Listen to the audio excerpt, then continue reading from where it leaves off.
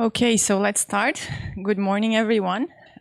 It's a pleasure to have Anurag Banerjee here with us. So I'll briefly introduce him. So he did his PhD at the Indian Institute of Science, Education and Research in Kolkata. Then he did a postdoc at the University of Paris-Saclay. Then another postdoc at Ben Gurion University, and now he's a postdoc again at Paris-Saclay. He's visiting us for the month, and today is a pleasure to have him here talking a little bit more about his work. He works with strongly correlated systems, and in particular symmetry breaking and emergent phenomena in quantum materials. So please, Anurag, well, first of all, thanks for agreeing to give this seminar, and the stage is yours.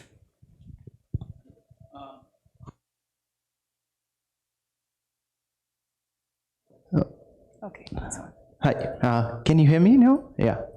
So first of all, I should thank Alvaro for kindly hosting me in Natal, and I would also like to thank Marcia and Dimitri for inviting me to present some of our recent works on Hubbard operator formalism. So in the next 1 hour or so, we'll learn about this old technique of the Hubbard operator framework for strongly correlated electrons, and particularly we'd focus on applying it to characterize the topological phases of a Mott insulator.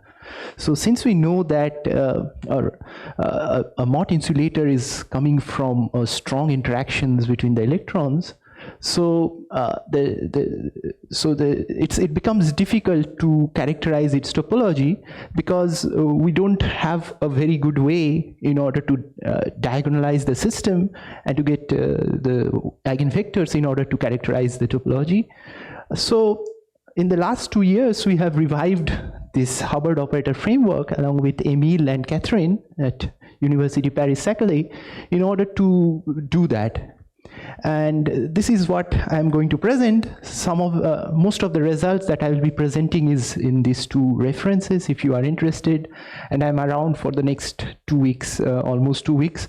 And I will be happy to chat with you if you are interested in knowing more about this.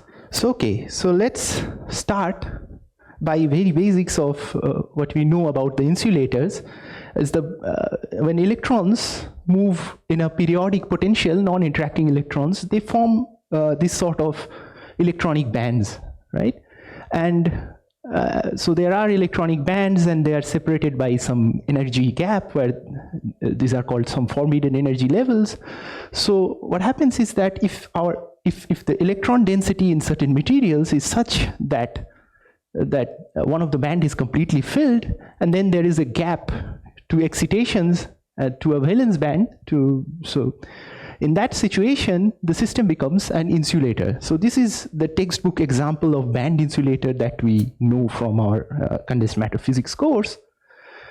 So what happens is if we apply a very strong magnetic field to this type of semiconductors or insulators, we get quantum Hall state. So what happens is, in the bulk, the system remains insulating, where the electron goes around in circles by creating a cyclotron orbit.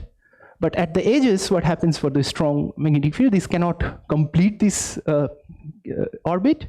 And as a result, there is a chiral or a directional current that flows through the edges. So in this type of system, looks very similar to the band insulator, in the sense that there is a valence band and the conduction band if you look at the bulk of the system. Whereas if you look at the surface, there is always a conducting state because of these chiral edge modes. So this is known as quantum Hall state at low temperatures on applying strong magnetic field. Now in the recent 2 decades, in the past 2 decades, we know about certain band insulators where such quantum Hall state can arise without any application of any magnetic field. So there, it is determined by the topology of the band structure of the occupied bands, and this I will discuss in more further details later. So when there is no magnetic field, we can still see insulator in the bulk, like there is a gap in the bulk, but at the edge, this type of currents will be flowing. Unidirectional currents will be flowing. So this is known as quantum anomalous Hall states, and this has been detected or claimed to be detected in several materials. However, in the recent years, there has been a rise of moire materials where strong interactions have started to play an important role. So as a result, so what happens in this type of experiments that we are seeing is that here we are not within the gap. So basically, from a classical band theory, we'd expect it to be a metal, right? So these are half-filled one of the bands, so we are here. But what we see here is that on tuning certain electric fields in this material, we see that there is a quantized Hall conductance when we apply a magnetic field, as well as when the magnetic field is 0, we see that this quantized Hall conductance still stays. So this is a state of matter which spontaneously arises, but through the experiments we can only see it by application of this type of magnetic field. So this is an so from a Mott insulator, what we get a quantum anomalous Hall insulator. So it's also seen in this type of twisted MOT2 kind of material also. So this gives us a question to answer. Can quantum anomalous Hall physics appear from a Mott insulator or in a Mott insulator? So our goal in this talk will not be to mimic the whole experiment, that is to go through the gory details of all the band structures and all the complicacies of this material, but we'll study a very simple toy model where we'll have a Mott insulator, start with a Mott insulator, and try to study quantum anomalous Hall physics if they can appear in this type of Mott insulators or not.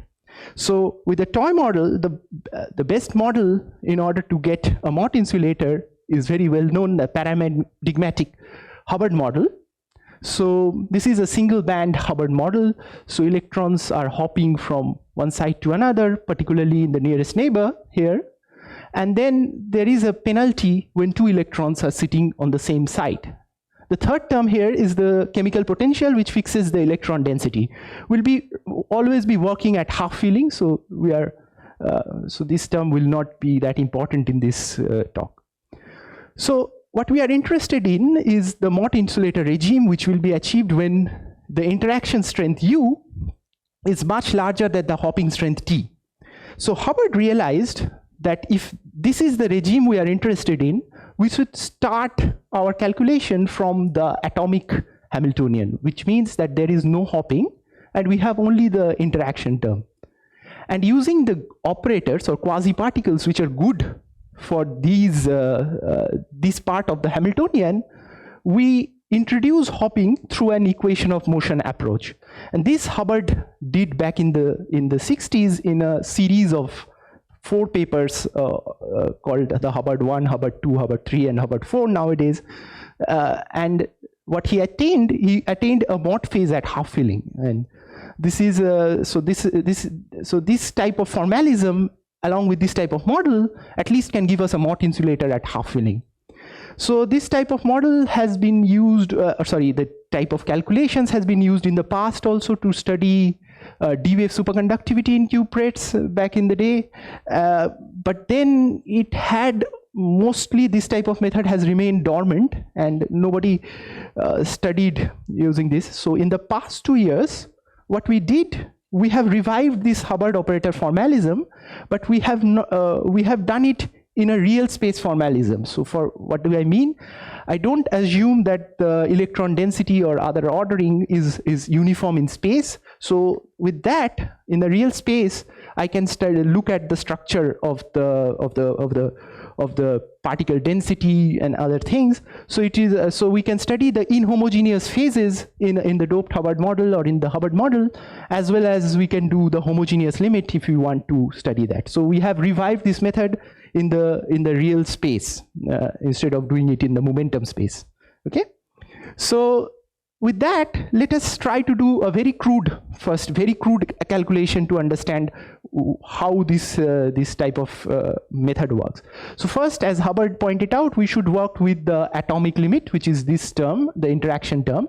So when U is very large and there is no T, so what happens is that so since U is very large, two electrons will not try to sit on top of each other, because that will give us a very large energy. And as a result, at the ground state level, and this will be a singly occupied site, and I'm working at half field limit, so this will all be a random orientation of spin somewhat, and there is a huge degeneracy of the ground state. We are assuming that there are roughly the same number of up spins and down spins that are there, and this is conserved. Okay, so what happens is that if we now try to introduce hopping, what will happen, the only way the charges can move is by doing this kind of thing. It creates a hole. This is the hole creation, where the hole has actually lost a spin of sigma, so it has become a sigma bar here, and then it has created a double occupancy or doubly occupied site, so double on here. But then one has to pay this price of U while creating the double occupancy. In the half field limit, this is the only way a charge one object can move in through this kind of system, right? But once this hole is created, what can happen is that this but before that, let me just point out that there is a T/2 here roughly, because I'm assuming that the orientation of the spin when we are beginning with is roughly random. So half of the time this type of hopping can take place. Okay, so then there is a hole-on creation operator at side I, then there is a double-on creation operator at side J, and then this penalty of U. So once this is created, this can now move through the system. Okay, so this is moving now, the hole is moving to the right. Double-on can also move by changing with the spin there, and then this is also the half of the time this can take place. And so this is my effective Hamiltonian. So initially my half field state had no excitations, so that was 0, my ground state 0, and then on top of that, this is my effective Hamiltonian on top of that singly occupied state, right? So once we have this effective Hamiltonian, we are tempted to diagonalize it and try to see what kind of spectrum it gives. Although this is not, we'll see that this is not right way to do it, but okay, we do it anyway, and we get, by diagonalizing the spectrum, we get that the electronic weight is now splitted between a lower and the upper Hubbard bands, right? So this is slightly away from half filling, and at 0.9, so you see that the split, it has splitted, but at half filling there would be the energy, the chemical potential will be between the gap, and this will be an insulator. There is a there is a gap of U between the two Hubbard bands, right? What to observe also is that when I plot by the color is the spectral weight of each band. Okay, so this is slightly away from half filling, and we see roughly that the two bands have the same spectral weight. This is the hole-on band and the double-on band. They have roughly the same spectral weight, slightly less for the upper one. But as we move away, what happens is that we are not only moving inside the second band, but we are also losing the spectral weight from the upper Hubbard band, because we don't need to create any more double occupancies in order to move, because there are already holes in the system, right? So we can move, holons can move on their own, so the double-on spectral weight reduces as you keep reducing the electron density. But at half filling, these bands are splitted in half and half. So now, what we understood from here, we can now apply it in a more formal theory, right? So we get a Mott insulator roughly by doing this type of calculations, okay? So with that, what we have seen that we can write an electron into a hole-on and a double-on. So this is the hole-on and this is the double-on. So on a single occupied state, this is actually a hole creation operator. So if I apply it on a singly occupied state, it will create a hole actually. So this is a hole-on destruction. I'm writing it in a hole-on destruction operator and a double-on. So what happens if I sum over these two, we can clearly see we reconstruct our electron. So this gives us an interpretation in terms of like the lower and Hubbard bands are just created of this hole-on and double-on, these objects, right? The good thing about this is it's just splitted, so you can reconstruct the electrons, okay? They have the same charge as electron, because you see that this is a charge 1 object, this will only destroy 1 electron, and it's a spin half. I mean, it will destroy a spin half. So basically this is a charge 1 spin half object. Both these holons and doublons are charge 1 spin half. They carry the same electronic charge and electronic spin as the electron, and but the problem is they are not traditional or canonical fermion or boson, because this is a fermion dressed by a boson, and same for this. So as a result, they will not follow the canonical commutation relations of fermions or boson that we can calculate, I mean, that we know from our studies. Okay, so what to do about that? We will use their commutation relation. One needs to calculate a lot of commutators and try to keep track of them, and this we have automatized using symbolic manipulations.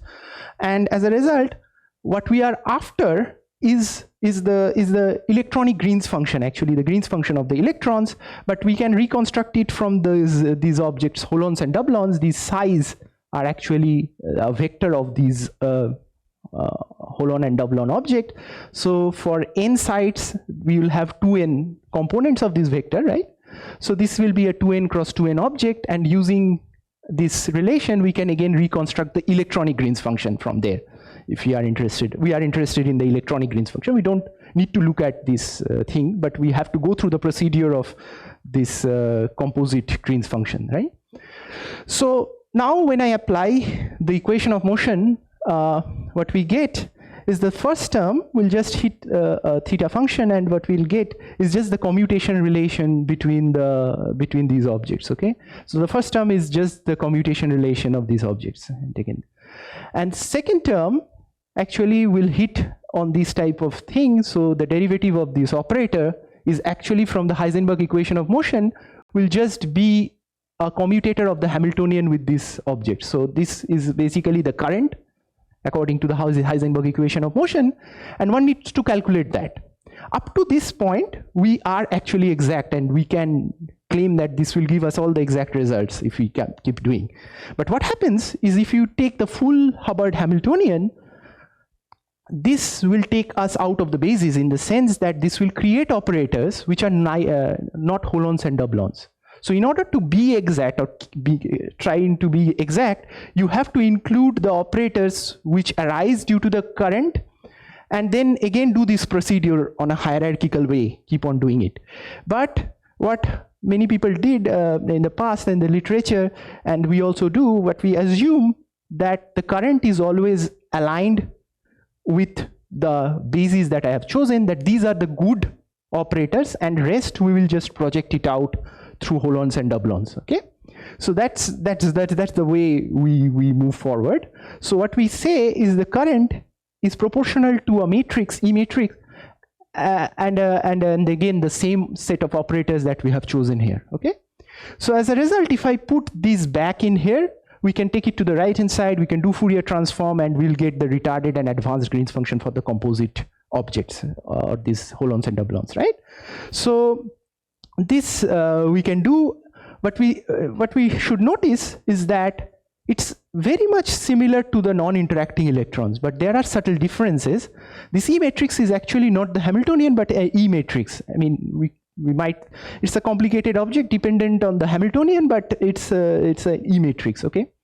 And then instead of having an identity on top, we have an I matrix. The I matrix is basically the commutation relation between them. So the poles of this Green's function actually will be our quasi-particle excitations of holon-doublon excitations, is given by the eigenvalues of these E matrices, and the spectral weight of those excitations are captured by this I matrix, okay? So this is how the calculation which I was showing is captured in this complicated procedure. So this is roughly the procedure that we do. When we take these expectation values that we have taken here, what we'll get is some self-consistent parameters. The first term is just the electron density in space. Then the second term is just a bond current kind of operator for this E object. And then there is another term which we get. It's actually 2-point Green's function. Sorry, 2-point correlation functions. So these are density, density, spin, spin, and pair, pair correlation within the nearest neighbor. For these two, we can read it off by applying a fluctuation dissipation theorem. We see that we can calculate the correlation function. Since we know the retarded and advanced Green's function, we can perform this integral, and once we perform the integral, we can read off these objects actually. But for this object, this will not work. We don't know the Weeks. There is no Weeks decomposition. We started with an interacting part of the Hamiltonian and not, so there is no Weeks decomposition as such for this object. So what we use is a technique by Roth, where she actually applied an equation of motion for these type of correlation functions and wrote it in terms of 2-point objects, right? So this is not exact, but we see that at half filling, this gives us a very good estimate from the ED and other DMRG type of calculations. One can take this for the topology. This object, I mean, the self-consistent values of these objects are not very important, because if you have a gap, I mean, you'll always be in the same phase as you are. So, okay. So now we can write a numerical scheme with this, because we have all the things. So what we can create an E matrix by guessing and N, E, and P. We calculate G. We have to invert the E matrix and try to get G and calculate the correlation functions by performing this integral. We use those C to recalculate everything here, because we know the recalculation. Actually, it will, so when we recalculate and what we have put in will not generally match. So we go through a cycle, mixing them and try to go through the cycle until and unless it's match, and then we stop. So this is the rough numerical scheme of this Green's function method of the Hubbard operator formalism. And what we do, interestingly, is we do it on a real space. So we have information of each site instead of doing it in K space, where this N, E, and P will just be a one number. Okay. So okay, so this is roughly the numerical scheme. What can we get from that? So at half filling, now from the next of the talk is mostly at half filling, we can get multi-insulators. We saw that from crude Hubbard 1 approximation. So what we get at each K point, the electronic weight will split into upper and lower Hubbard band. This, for let's say a flat band where there is no dispersion, this is shown by the black line. I can write it analytically. So the electronic weight has split it into half and half. There is a pole at minus U/2, there is a pole at plus U/2. So the electronic Green's function, which is the sum over the holon and doublon Green's function, is just this object, right? So we get two poles at plus minus U/2. Okay. So this is my the poles of the Green's function. Okay. So we can also, now we have to see that we can also get a Green's function 0. That we can see immediately from the flat band calculation. Is because the zeros of the Green's function is where this Green's function vanishes, or the determinant of the Green's function vanishes. And for a single band Hubbard model, this is just a scalar number. So this vanishes. And where this vanishes? This vanishes exactly at omega equal to 0 for flat bands, right? If I put omega equal to 0, these two cancels, and then there is no, I mean, the Green's function is vanishing at that point. So at omega equal to 0, I have a band of zeros actually. So what we get by doing Hubbard operator formalism in the Mott insulator phase, we get the dispersion of the poles as well as we get the dispersion of the zeros. And this is roughly schematic of those dispersions that I'm showing here. Okay. So this is one point that we must keep in mind, that in a Mott insulator, we have both the poles there are two poles splitted into poles, and we get 1 0 actually, only 1 0 for two poles. Okay. So okay, next we want to get a quantum anomalous Hall state in our Mott insulator. So the best way to go about it, we thought, is to model the non-interacting part of the Hamiltonian such that it gives us a quantum anomalous Hall state. So this is kind of like the Haldane model that people might be familiar with, but it's written for a square lattice. So this is, I call it the Chern insulator model. So here, what we have, instead of having one orbital per site, we now have two orbitals per site. Okay. So one I am calling S and the other one we call P. Okay. So there are some intra-orbital hopping. So as you see that this is a traditional hopping on the nearest neighbor.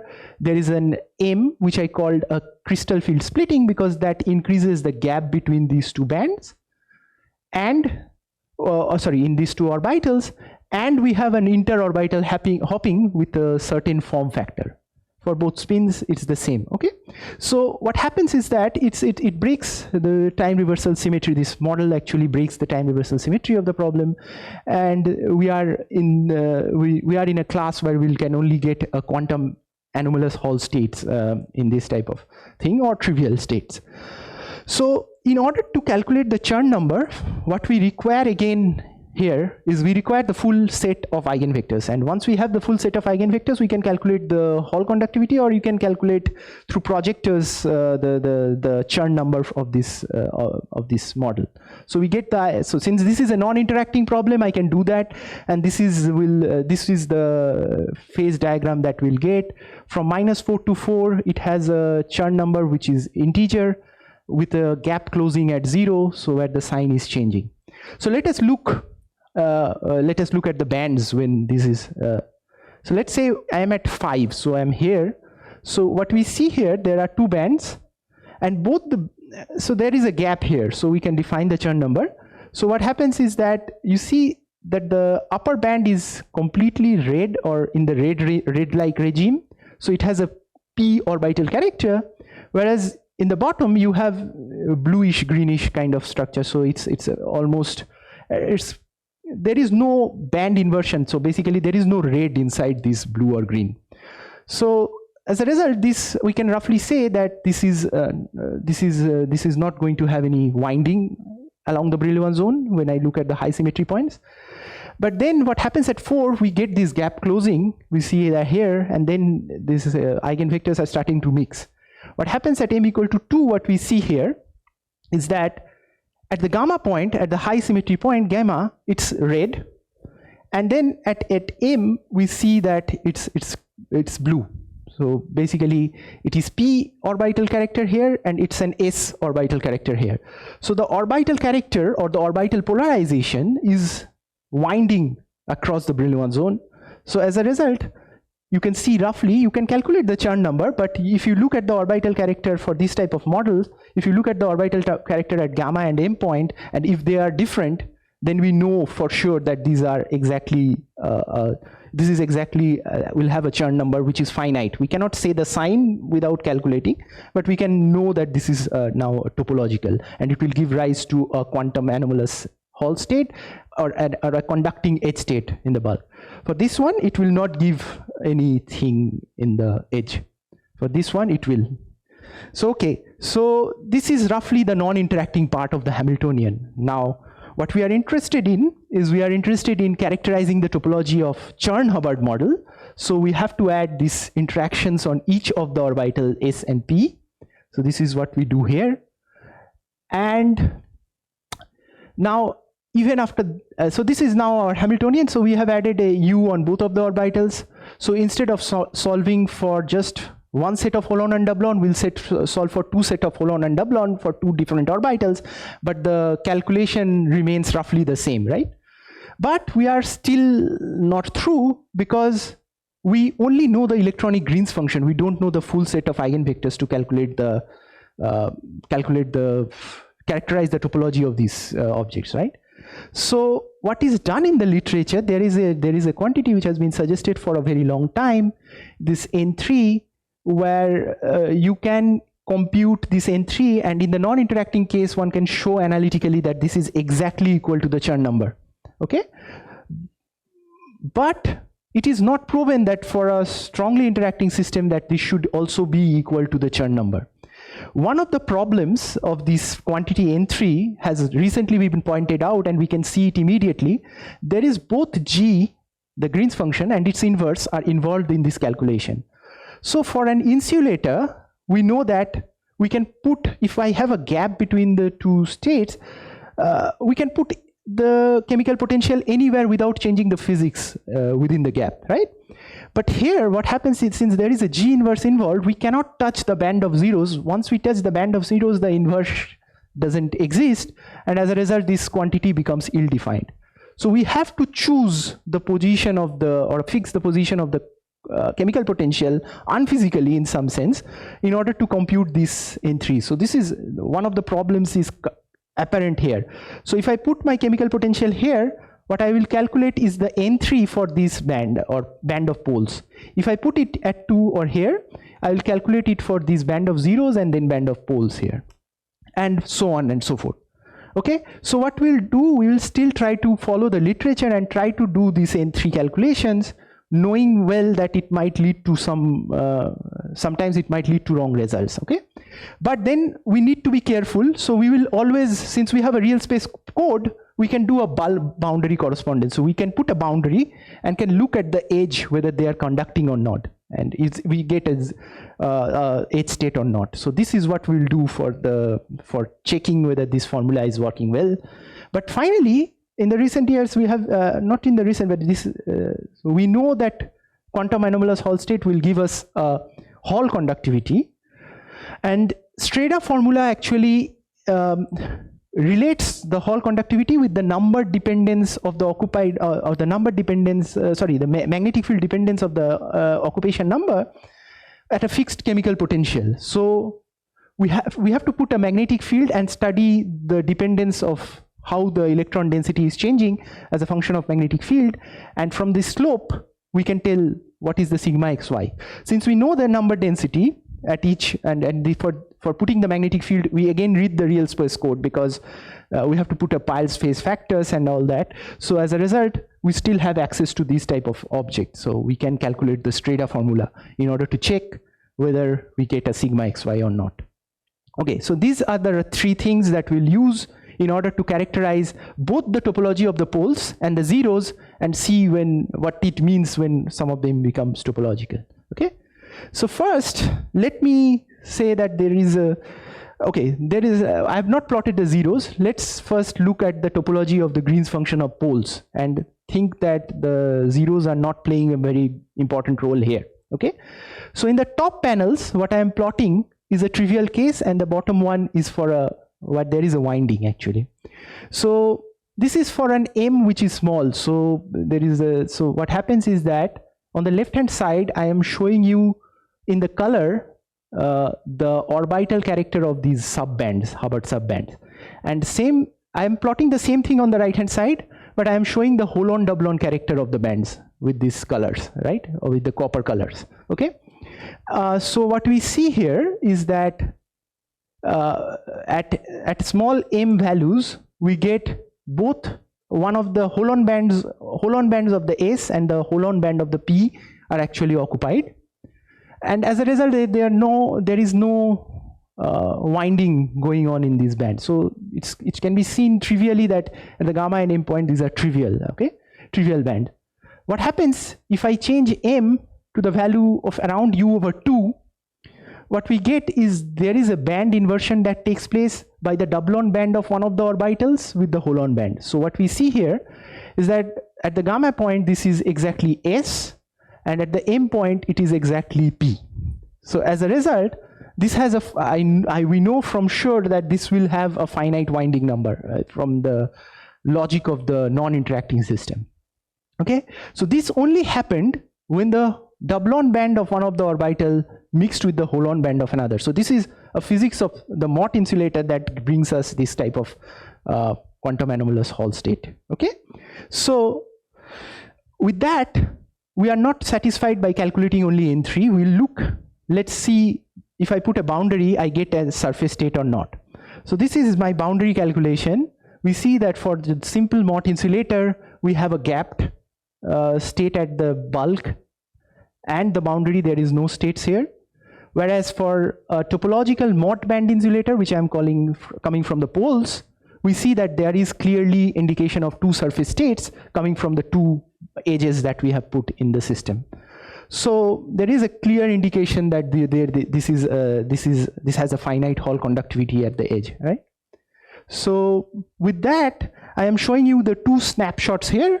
So at small m, these are very far away from each other, they cannot invert, and at m, which is of the order of u/2, this can invert, and then finally they will not again invert too much, and then there will be no topology. So this is roughly shown by this diagram. For small m, we see that these are trivial, and then there is an inversion that takes place here, here, and then final inversion which takes place, and now again this has become basically trivial. So this is the trivial, and then we get band inversions, and it's winding, and then finally it has wind too much and it has gone back to the trivial case. So you can get all the phases that we saw in the non-interacting case for the poles of the Green's function. Okay. What about the zeros? We didn't talk about the zeros, so let's talk about the topology of the Green's function zeros in this case. So in order to get look at the Green's function zeros, what we have defined the Green's function zeros as the determinant of gk of omega going to 0, right? So here what we are plotting is the determinant of gk of omega at each at these k's and omegas, right? So whenever this is a minimum, which is written by the dark blue lines, this gives us the manifold of the zeros actually. We can also extract the manifold of the Green function zeros by calculating the eigenvalues of the gk and omega of this object and calculating a minimum value of the absolute value of these eigenvalues, right? And from there, what we see, there is a good correspondence between the manifold of the Green's function zeros, and the corresponding eigenvectors will characterize your S and P character of those bands, right? Green function zeros band. These are band of zeros, so right? And you can see there is an indication of the poles. The poles are given by the maxima of the Green's function. So this is the the white part. These are the poles of the Green's function. So these are the zeros band. What we see here again, if we apply the same logic, is that there is a band which is S here, and then there is a P here when it's same. In the next one, this is the trivial one. Here it's not inverting and it's not winding around the Brillouin zone, so we don't get any topology. So now, is there a bulk boundary correspondence for the zeros? And the answer is no, but with a catch. So if I study the spectral function both at the bulk and at the boundary, they remains gapped. What we see here, there is a corresponding bulk boundary correspondence of the zero mode. So what we see here is the minimum of the eigenvalues of the gk and omega, and they actually starts to show up in the gap of the zeros basically. This is not the maximum. So the poles of the Green's function are still gapped. So as a result, this system is insulating both at the bulk as well as the boundary, but there is a crossing of the zero mode at this when this is winding. So there is a corresponding bulk boundary correspondence, but there is no quantum anomalous Hall behavior or Hall conductivity that we get from here. So in order to understand a bit more, let's look at what the poles are doing at this point when the zeros are becoming topological. So for the 4 set of poles, what we get is the 2 set of zeros, and when m is very small, we see that the zeros are becoming topological and it's going away. At that moment, the poles are not even close to becoming or having a winding number, right? So as a result, so zeros and the poles are becoming topological at particularly different regimes of parameter of the system. Or I will not say that zeros are topological, because zeros are not showing any Hall conductivity, but it's showing some sort of winding and a corresponding Hall, a corresponding boundary mode. Okay, with that we can now study the Streda formula. So when I write TMBI, so this is the number of electron as a function of magnetic field or flux when you insert into the system. So these ones are for the poles, and we see for the poles, when they are topological, we see a clear linear increase as a function of magnetic field, so and with a slope of 1. So this gives us that from the Streda formula that this has a Hall conductivity which is 1, right? But for the topological mod 0 phase, what happens when the zeros are topological, we see that there is no slope here. Actually, the slope is 0. It's not reacting to the magnetic field, small magnetic field. So as a result, this is we say that this remains the sigma xy will be 0 according to the Streda formula. So we know for sure now that the sigma xy will be 0 for the, so there is no quantum anomalous Hall state for the, when the zeros are topological. This has been a concept that is going around, that the zeros are topological, meaning that the it's a topological Mott insulator, but this is not true. We have shown here actually. Okay, so then we did the full calculation. We did like the full self consistency. What we find that the zeros, actually zeros and poles. So here the winding is 1 and -1, and then the poles are also, there is a gap closing at certain values. So we get 3 phases, and this is the schematic of that we get a Mott insulator where both the winding numbers and the sigma xy is 0. We get a topological Mott band insulator where poles are topological, where N3 is not equal to 0 and sigma xy or Hall conductivity is not equal to 0. So here the N3 and sigma xy are actually equal, right? But if the zeros are topological, we see that the N3 is not equal to 0, but sigma xy is equal to 0. What it means that we should not use N3 as an indicator of topology, in at least in topological Mott insulators, because this can give you this disconnection between the two, right? So yeah, so this is my phase diagram for the physics. So from now, let's move on a bit. Now this is a slightly different problem which I am trying to address, mostly related, okay. So what we want to do here is to provide, can we provide a local probe of the topology of, let's say, starting from a band insulator. Let's say we start from a non-interacting limit. So one of the probes that has been proposed is putting a very strong impurity and look for states within the gap of an insulator or a band insulator, okay? So if so what is suggested in the literature is if a subgap state survives for a very large impurity strength, then inside the gap, then we can identify topology of the system. And there are several papers which are trying to say that then we can use an STM type of probes in order to find subgap states, and we can easily detect topology locally in the bulk, instead of trying to do transport measurements of Hall conductivity and other things. So let us look at this proposal. So what we have calculated is for a very simple model. Let's say we take flat bands, there is no dispersion. The left hand side is a very trivial case. There is the valence band is completely S and the conduction band is completely P. There is no hybridization at all. So there is no overlap between S and P in this model. So it's a very trivial model. Second one is also, in terms of topology, it's a trivial model, but there is certain mixing of S and P here, right? I mean, there is a slight variation or hybridization between the S and P orbitals. And finally, there is a topological case where a band inversion has taken place. I mean, there is a large black here, and then there is a... Okay, so can we distinguish these two from this one by putting a strong impurity? That is the question, okay? So in order to do that, we used T-matrix formalism. This is non-interacting at this moment. What we find for the trivial case, actually, if we increase the impurity strength along this direction, we see that the subgap state exists and then it goes away. There is no subgap state at strong impurity.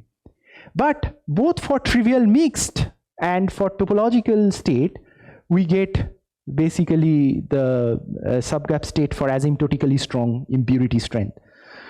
So we cannot very well distinguish between the trivial mixed and the topological phase. So what we are claiming is the condition for stable subgap state is not that this band is topological, but even if there is a trivial finite orbital mixing between them, then they would be showing a stable subgap state within the gap. So this can be shown, this we have shown analytically, and the condition on which this type of things comes about is that the determinant of this object again vanishes actually. So one can write, I mean, I will not go into the detail from the T-matrix formalism, this object as for the two flat bands as as a sum of these two things, where chi alpha, as you see, is the weight of S or P on the band 1 actually. So if there is a mixing, this will be less than 1 or 0 actually. So once this is less than 1 or 0, greater than 0, less than 1, we will have a solution for this equation, and then we will have a subgap state. So then here we don't need to invoke any topology in this analytical calculation, and therefore the strong impurity subgap state doesn't capture the topological properties of the system, but it does a larger subset where it also captures the trivial finite orbital mix. So it's a necessary condition for topology. If you should have a stable subgap state, but it's not a sufficient condition for that. What we can also do is we can study such ring state. We're calling it ring state when there is a stable subgap state for topological Mott insulator that we just discussed. And since we have a real space code, we can put an impurity and study that. T-matrix formalism will not work here, so you have to do this Hubbard operator formalism. So this is for the Mott insulator, and then we put an impurity. Simple Mott insulator, there is a subgap state which will go away for large impurity strength. And also the minimum eigenvalue, you will see that this will go away. So there is here the poles and zeros both are trivial, so it is going away. But if you do a topological Mott band insulator where poles are topological, you see that there is a subgap state which remains at large, asymptotically large impurity strength, but the zeros are going away. But finally, when the zeros are actually topological, poles are not topological, you see that here it goes away, but here it's stable. But this is not a state. This is a minimum eigenvalue of, so this is a zero mode that you will get, stable zero mode attached to the impurity when you will have a topological zeros. So with that, I will just conclude by saying that what we have provided here is a Hubbard operator method which treats strongly correlated electrons by splitting it into two weakly interacting quasi-particles, right? So we have now two holons and doublons, and when we look at electrons, by summing over them, it becomes strongly correlated. And the effect of that is the electron weight splitting and appearance of the zeros. What we also studied is the topological Mott insulators at half filling. What we found that N3 is for not equal to 0 for poles means we found that it still have a conducting edge state. But if it is coming from zeros, this winding is coming from zeros, it shows in insulating edge state. So what it means by that is that N3 is not a reliable marker for many body systems. One should not use N3 in many body systems, or if one uses, one has to be very careful with other quantities, check with other quantities, but then it's better to use the other quantities as a reliable marker than N3 to calculate the topological properties in many body systems, just because it's based on Green's function. Okay, so what we also saw is that the stable subgap states at large impurity strength does not indicate that the bands, occupied bands or the bulk bands are topological. It just means that it has a mixed orbital character, right? So this is also an interesting finding. There is a large set of literature which claims that this is true, but this is not true. I mean, this is not completely true in some sense. Finally, I would like to say by finishing that what does the zeros mean then? I mean, we don't have a physical interpretation of zeros at all. Like we said that it's a mathematical object and nothing else.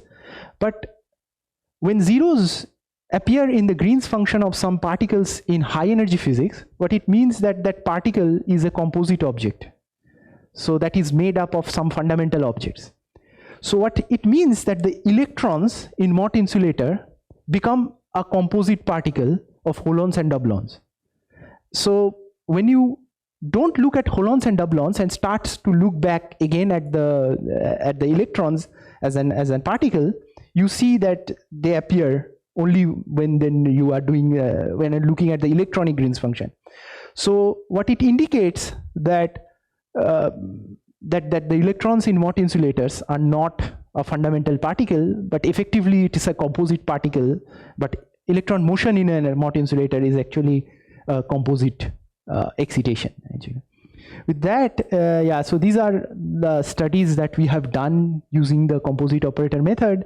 We have studied these two things which we have discussed, like the topological Mott insulator and local probes of topology. We are also now benchmarking the 1D systems with our with DMRG code. This is under preparation, but we have also studied a bit like the doped Hubbard systems. So for example, we get a selective Mott phase away from half filling in a 2 orbital system, where one of the orbitals become orbitally selective Mott and one remains metal. So there is a phase diagram that we can attain, and we studied the charge order states coming from this holon-doublon in a doped Hubbard model. What we see here is that the charge order is arising by creating some stripes of Mott insulator. Actually, there the density is actually 1, and then there are some hole-rich region, and the periodic modulation of that gives us a charge order state away from half filling. We also studied some impurities in the doped Hubbard model.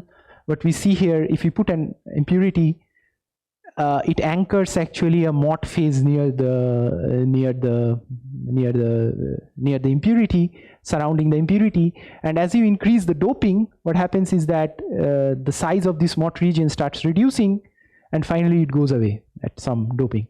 So this has some relation with also the Friedel oscillations with the impurities. And with that, I would like to thank you again for coming, and I'll like to take the questions.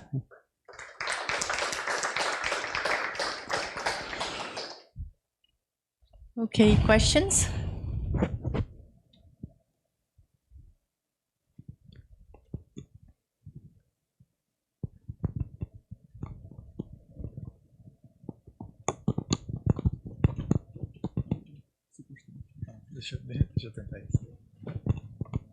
Hi. Thanks for the very nice talk.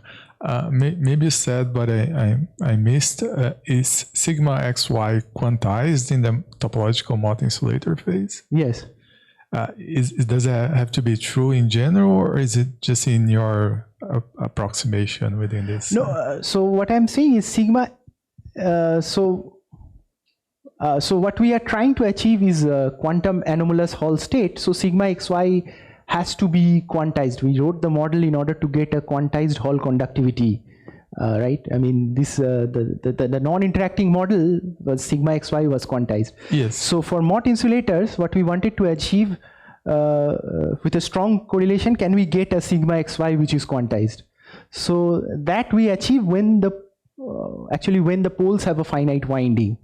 When the zeros have a finite winding, that doesn't mean that it's the sigma xy is quantized. Actually, sigma xy is 0 in that case. So that because I imagine in the interacting case, once you go to the boundary, it's gapless. You get decay processes. Yes. It's still quantized? Yeah, it's still quantized. So you will see something where I showed this one. So at the boundaries, you will see some conducting edge states, right? And at the bulk, it should be an insulator. So that's the point. Like we move from a Mott insulator by tuning some parameters, like in the experiments it's an electric field, you go to a state which is a quantized Hall conductor. So it's a conducting edges. You will get that. Another question. Yeah. If I understood correctly, your Chern insulator model has 2 sites per unit cell, or? Yes, it has 2 orbitals per site. Yeah. Okay. Yeah. So, what if you had like a Mott insulator with an odd number of electrons per unit cell? Does this approach still work? Because then I guess you'd have to worry about magnetic order or spin-ons. So you are saying like this? Yeah, this is. Yeah, so the point is, and then it's, so what we are assuming, if you can still apply this method with holon and doublon and try to calculate that. So even when, let's say it's a single orbital Hubbard model and you dope the system, it's basically becoming odd number of electrons and it's metal.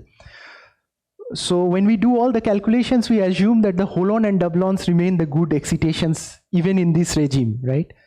this might not be true. I mean, this might not be exact. What you can study using that is, let's say if you are close to a Mott insulator and something in nature prohibits other excitations and holon and doublon still remains a good excitation, then what happens in this doped system? But this might not be the correct answer for the model at this doping actually. Okay, so there the method might fail, I mean, in the sense that it will not give you the exact result of that parameter regime of that model. So one needs to, so what needs to be done, we also know that. So one need to study this current very properly. So for that doping, actually. So when you calculate the currents, let's say we start with a finite doping, let's say 0.9 doping. So there you need to take actually 10 sites of holon and doublon, and then take 9 electrons, okay, there. And then you study the current, and you will get all the operators that are coming from that. It would be a huge mess, maybe millions of operators. And out of them, which are the good, which have the good spectral weights, you only keep that and then keep moving. But that actually we even don't know for right now for if you take a dimer and how will you do it. So going the exact route is very hard, but one can always take an assumption that only holon and doublon are playing a role and move from there. Thanks. More questions? Okay, I do have one. So in the slide that you just showed to Rodrigo with the 3 plots. Yes. Yeah. Sorry. Yeah. So on the one on the left, you are in Chern number -1. Yes. Right? If you had 1 instead, do you know how the picture would look like? I think it will just the upper part will become the lower part and the lower part will become the upper part.